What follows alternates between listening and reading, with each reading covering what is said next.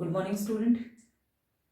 देखिए, liquid state की last class में हमने सॉलिड लिक्विड और गैस की का स्ट्रक्चरल डिफरेंस देखा था, यानी कि सॉलिड लिक्विड ठोस द्रव और गैस में संरचनात्मक भिन्नता क्या है, ये हमने देखी थी। आज हम बात करेंगे स्ट्रक्चर ऑफ लिक्विड्स, यानी जो लिक्विड स्टेट होती है उसमें सब्सटेंस की संरचना कैसी होती है। तो आज का हमारा टॉपिक है structure of liquids. Structure of liquids. देखिए, लास्ट क्लास में जब हमने लिक्विड सॉलिड और गैसियस स्टेट में जो स्ट्रक्चरल डिफरेंस देखा था, तब हमने देखा था कि जो लिक्विड्स होते हैं वो सॉलिड के जैसे भी गुण दर्शाते हैं और गैस के जैसे भी गुण दर्शाते हैं। यानी कि जो लिक्विड्स है उसकी कुछ सिमिलरिटीज ठोस से मिलती हैं, यानी सॉलिड से मिलती हैं, और कुछ सिमिलरिटीज गैस से मिलती है। तो पहले हम बात करते हैं कि सॉलिड्स यानी सॉलिड स्टेट है उससे लिक्विड्स की क्या क्या समानता है।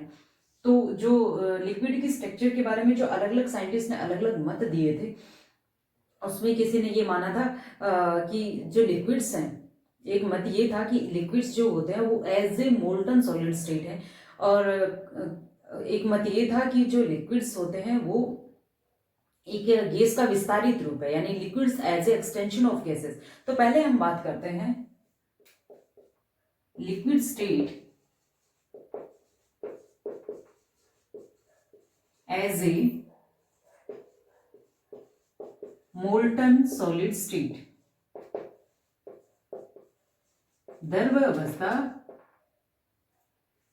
जो है वो गलित सॉलिड अवस्था होती है, यानी कि जो गलित सॉलिड अवस्था होती है उसके रूप में होती है।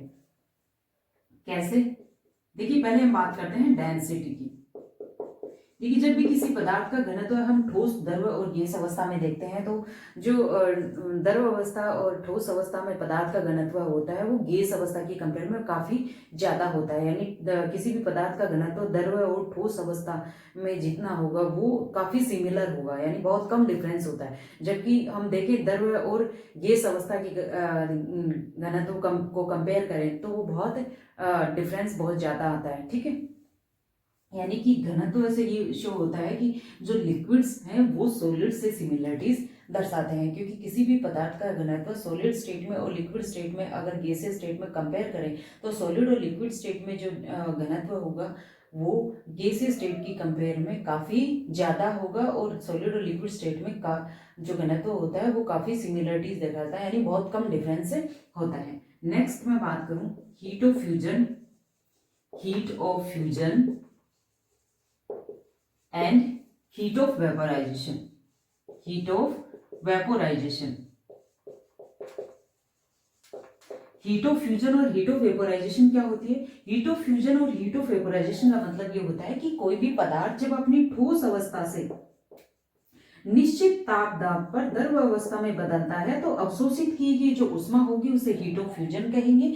और जब कोई पदार्थ अपनी द्रव अवस्था से निश्चित ताप दाब पर गैस अवस्था में बदलता है तो अवशोषित की गई ऊष्मा को हीट ऑफ वेपोराइजेशन, वाष्पन की ऊष्मा कहेंगे। तो ये जो हीट ऑफ फ्यूजन होती है, गलन की ऊष्मा होती है, वो किसी भी पदार्थ के लिए हीट ऑफ वेपोराइजेशन की कंपेयर में काफी कम होती है। यानी कि जब ठोस कोई पदार्थ अपनी ठोस अवस्था से द्रव अवस्था में बदलेगा तो जो हीट ऑब्जॉर्व करेगा उसकी अमाउंट, जब पदार्थ अपनी द्रव अवस्था से गैसीय अवस्था में बदलेगा उसकी कंपेयर में काफी कम होती है, जो इस बात की सिमिलरिटी दर्शाता है कि जो लिक्विड स्टेट है वो सॉलिड स्टेट से ज्यादा सिमिलरिटी दर्शाती है। नेक्स्ट हम बात करें स्पेसिफिक हीट, विशिष्ट ऊष्मा। स्पेसिफिक हीट का क्या मतलब होता है? स्पेसिफिक हीट का मतलब ये होता है कि कोई भी पदार्थ का 1 ग्राम अमाउंट ले लिया और 1 ग्राम अमाउंट का टेम्परेचर 1 डिग्री सेल्सियस तक बढ़ाने के लिए जितनी हीट हम उसको देंगे वो उसकी क्या कहलाएगी? उस पदार्थ की स्पेसिफिक हीट, विशिष्ट ऊष्मा कहलाएगी। तो एक पदार्थ की तीनों अवस्थाओं में अगर देखें, यानी कि ठोस, एक कोई पदार्थ है उसकी हम ठोस, द्रव और गैस तीनों अवस्थाओं में अगर स्पेसिफिक हीट देखें तो हम ये देखते हैं कि जो ठोस और द्रव अवस्था में पदार्थ की स्पेसिफिक हीट होती है, यानी ठोस अवस्था में और द्रव अवस्था में पदार्थ 1 ग्राम पदार्थ का अमाउंट 1 ग्राम पदार्थ का टेम्परेचर 1 डिग्री सेल्सियस तक बढ़ाने के लिए जो हम ऊष्मा देते हैं वो ऊष्मा, और गैस अवस्था में उस पदार्थ का टेम्परेचर 1 डिग्री सेल्सियस तक बढ़ाने के लिए जो ऊष्मा देते हैं उसमें काफी डिफरेंस आता है, जो इस बात को शो करती है कि द्रव अवस्था जो होती है वो ठोस अवस्था के जैसे गुण दर्शाती है, यानी ठोस अवस्था जैसी होती है।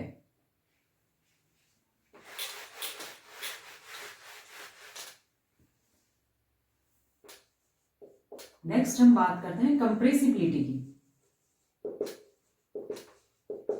संपीड्यता, संपीड्यता का मतलब क्या होता है? संपीड्यता का मतलब मैंने लास्ट क्लास में बताया था कि किसी पे पदार्थ को कितना दबा सकते हैं, उसको हम क्या कहते हैं? कंप्रेसिबिलिटी, संपीड्यता कहते हैं। और संपीड्यता को हम किस आधार पर ज्ञात करते हैं? संपीड्यता पूर्णांक के आधार पर ज्ञात कर सकते हैं, यानी निश्चित दाब पर कितना उस सब्सटेंस को अपन कंप्रेस किए दबा सकते हैं, उसके बाद उसका वॉल्यूम और इनिशियल वॉल्यूम का जो डिफरेंस होगा और इनिशियल वॉल्यूम यानी कि डिफरेंस बटा इनिशियल वॉल्यूम का जो अनुपात होगा, उस हिसाब से हम कंप्रेसिबिलिटी कोफिशिएंट निकालेंगे और उस बेस पे हम ज्ञात करेंगे कि वो जो सब्सटेंस है वो कितना कंप्रेसिबल है। तो हम कंप्रेसिबिलिटी की बात करें, जो पदार्थ जो ठोस और लिक्विड स्टेट में होता है तो उसकी कंप्रेसिबिलिटी नेग्लेजिबल होती है, ठीक है, यानी लगभग नेग्लेजिबल होती है। हालांकि लिक्विड्स में ठोसों की कंपेयर में ज्यादा कंप्रेसिबिलिटी होती है, लेकिन ठोस और द्रव्य में अगर कंप्रेसिबिलिटी गैसों की कंपेयर में देखें तो ठोस और द्रव्य की कंप्रेसिबिलिटी गैसों की कंपेयर में नेग्लेजिबल होती है।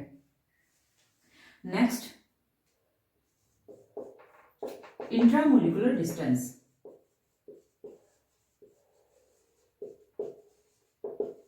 देखिए, सॉलिड स्टेट में, लिक्विड स्टेट में और गैसीय स्टेट में अणुओं के बीच की दूरी की अगर हम बात करें तो ठोस और लिक्विड्स में जो इंट्रामोलिकुलर डिस्टेंस होती है वो गैसों की कंपेयर में बहुत ही कम होती है। गैसों में इंट्रामोलिकुलर डिस्टेंस बहुत ज्यादा होती है कंपेयर टू सॉलिड और लिक्विड।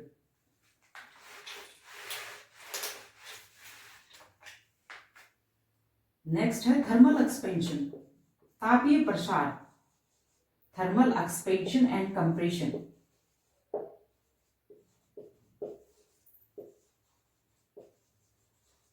तापीय प्रसार और संकुचन। देखिए, जब भी किसी पदार्थ को ठोस अवस्था में या द्रव अवस्था में मतलब द्रव अवस्था में टेम्परेचर उसका बढ़ाते हैं तो उसके वॉल्यूम में बहुत कम चेंज आता है, यानी कि उसका वॉल्यूम ये मान के उस वॉल्यूम में एक्सपेंशन जो होगा बहुत ही कम होगा। या फिर इसी तरह से करें, उस जो सब्सटेंस है उसका सॉलिड और लिक्विड स्टेट में ताप कम करेंगे तो जो कंप्रेशन होगा यानी जो संकुचन होगा वो काफी कम होगा कंपेयर टू गैस। यानी अगर गैस का टेम्परेचर बढ़ाते हैं तो उसमें तापीय प्रसार बहुत ज्यादा होता है, अगर डिक्रीज करते हैं तो जो थर्मल कंप्रेशन है वो भी क्या होता है? ज्यादा होता है compare to solid and liquid. तो इन बेसिस पे हम क्या कह सकते हैं कि लिक्विड स्टेट एज ए क्या है? मोल्टन सॉलिड स्टेट है, यानी द्रव अवस्था जो है वो क्या है? एक गली ठोस अवस्था है। लिक्विड की स्ट्रक्चर के बारे में नेक्स्ट मत की बात करें तो liquids as an extension of gas,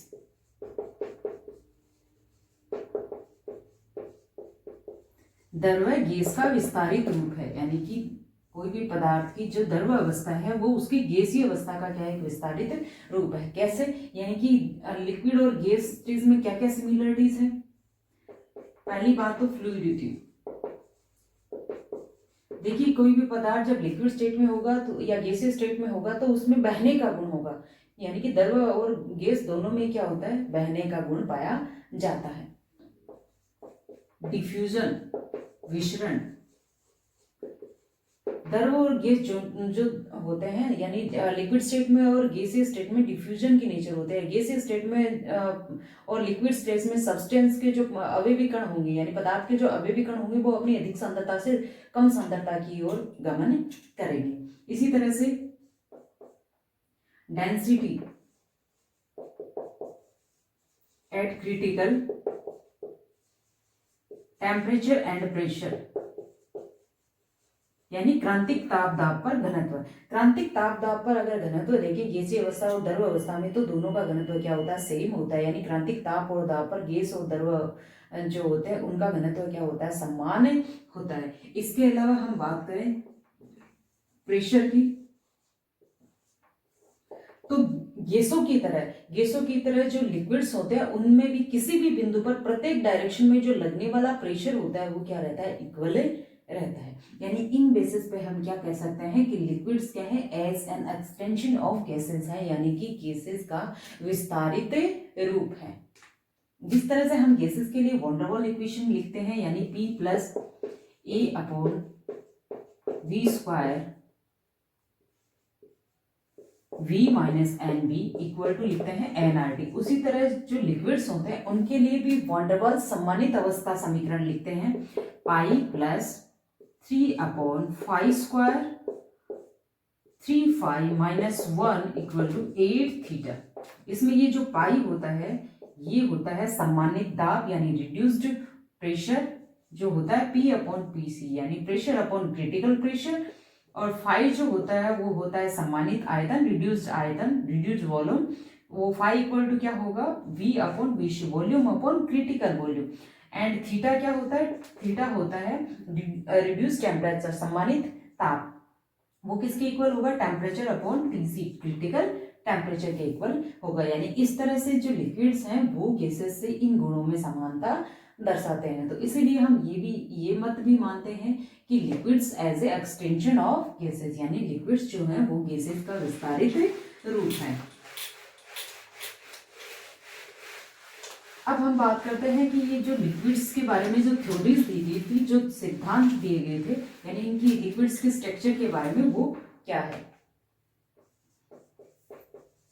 Bernoulli and Scott theory, Bernoulli और स्कोट का सिद्धांत, यानी लिक्विड्स की स्ट्रक्चर के बारे में बर्नौली और साइंटिस्ट ने जो सिद्धांत दिया वो क्या था।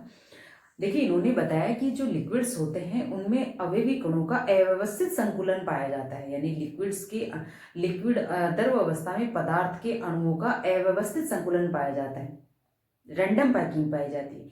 कैसे, देखिए लिक्विड्स में भी ठोसों की तरह अवयवी कणों की क्रमिक व्यवस्था पाई जाती है, लेकिन ये क्रमिक व्यवस्था एक लघु प्रास तक सीमित होती है। अगर लघु परिसर तक ही सीमित होती है, अगर दीर्घ परिसर की तरफ बढ़ेंगे तो अव्यवस्था बढ़ती जाएगी। ठीक है, यानी कि कुल मिला के इस थ्योरी में ये कहा गया कि लिक्विड्स में भी जो अवयवी कण है वो संकुलित होते हैं, लेकिन अव्यवस्थित रूप से संकुलन होता है, यानी कि उनमें रैंडम पैकिंग होती है। और बर्नौली एंड स्कोट ने और क्या बताया, उन्होंने ये बताया कि जब भी किसी लिक्विड को कंप्रेस करते हैं तो वो कंप्रेस करते हैं तो जो मॉलिक्यूल के बीच में जो रिपल्सन फोर्स है, जो प्रतिकर्षण बल है, वो आकर्षण बल की कंपेयर में ज्यादा इफेक्टिव रहता है, वो ज्यादा प्रभावित करता है। ठीक है, तो ये था बर्नौली और स्कोट का सिद्धांत। नेक्स्ट सिद्धांत है आयरिंग theory.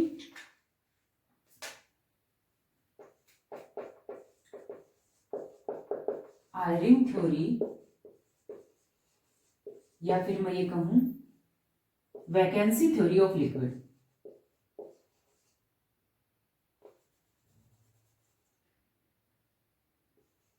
Vacancy theory of liquids, Eyring theory या वैकेंसी थ्योरी ऑफ लिक्विड, ये हम नेक्स्ट क्लास में पढ़ेंगे। आज के लिए इतना ही, थैंक यू।